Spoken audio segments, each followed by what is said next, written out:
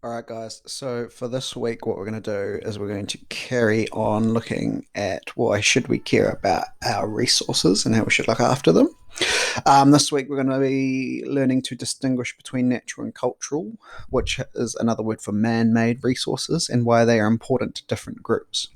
So the first part of this, we'll be looking at cultural and natural resources in New Zealand.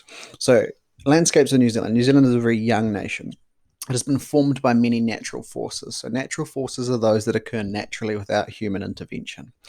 Earthquakes and volcanoes, storms and floods have produced some of the different landscapes of New Zealand. These forces produce natural features such as mountains, river valleys, and plains.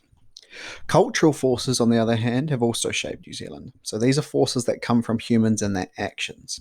People have carved up and altered New Zealand's landscape and left their mark on it by building cultural features, which are man made things such as roads, houses, and cities.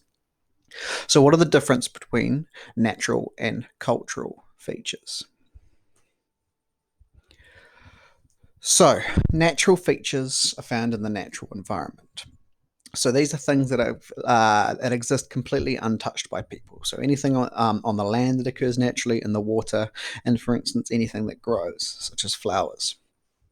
So the first task, what I want you to do is on a Google Doc, can you please make sure you've written in the Walt? And then I just want you to find 10 natural features for yourself. So I've given you some ideas. I've given you 5 prompts for types of natural features. If you can't think of anything by yourself, you'll have to Google examples of natural features. And what I want you to do is use this table. So you'll do a similar table on your Google Doc. And basically, what I want you to do, so for instance, we're doing volcano at the top, find an example of a volcano in New Zealand. So you could do White Islands, Whakaari, you could do Mount Ruapehu, and then I just want you to find a picture from the web and put it in there as well. So hopefully by the end you've found your 10 natural features, a place in New Zealand where this natural feature is, and a picture of it. Then what I want you to do is we're going to focus on man-made environmental features, cultural features. So, man made is made from natural materials from the natural environment and are used to create man made things. So, look at this table down the bottom. And what we do is we start off with the material, the raw material, for instance, such as wood. We add tools and skills, which is usually the labor from humans or machines, and we end up creating something that is man made. So, for example, we've got sheep here and we've got wool. So, we get the natural wool from the sheep. We use tools and skills to turn them into man made things such as a woolen jersey. Another example might be clay. So we get clay from the natural environment. We use tools and skills, and eventually you make things like pottery. So, what I want you to do is I want you to try to think of your own 10 cultural features.